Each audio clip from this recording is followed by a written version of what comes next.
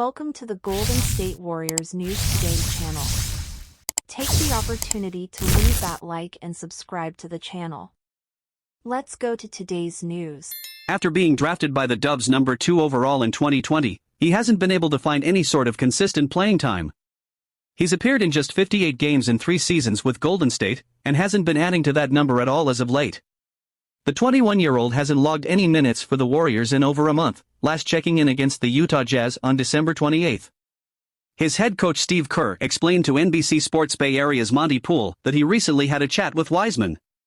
"I did, just because it's hard as a young player to have to go through this," Kerr told Poole after the team's January 29 practice. "And you need reps, and you haven't been through the league for a long time, and you don't always understand what's happening." Kerr then gave some insight to why the 7-foot 1-inch big man hasn't been seeing the floor. "I would love to get him out there, but right now, JaMychal is playing really well.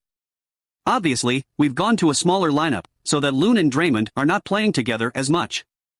It creates a little bit of a logjam at that position. James just has to stay ready." Poole explained that the Warriors coach even hinted that a return to the G League could be in store for Wiseman. Kerr said it's a possibility that Wiseman could make another trip to the G League, but that a final decision is pending, he wrote. In 19 appearances for Golden State this season, Wiseman has averaged 6.8 points, 3.6 rebounds, and 0.7 assists in 12.7 per game. Wiseman's status has been one of the bigger storylines surrounding the Dubs as of late. More so, Kerr's decision to continuously leave the big man on the bench. After his team's January 27 win over the Toronto Raptors, Kerr explained why he chose not to put Wiseman into the game. "We just decided to go with JaMychal," Kerr said via NBC Sports Bay Area.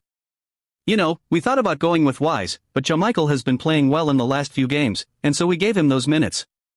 But James could find himself out there next game.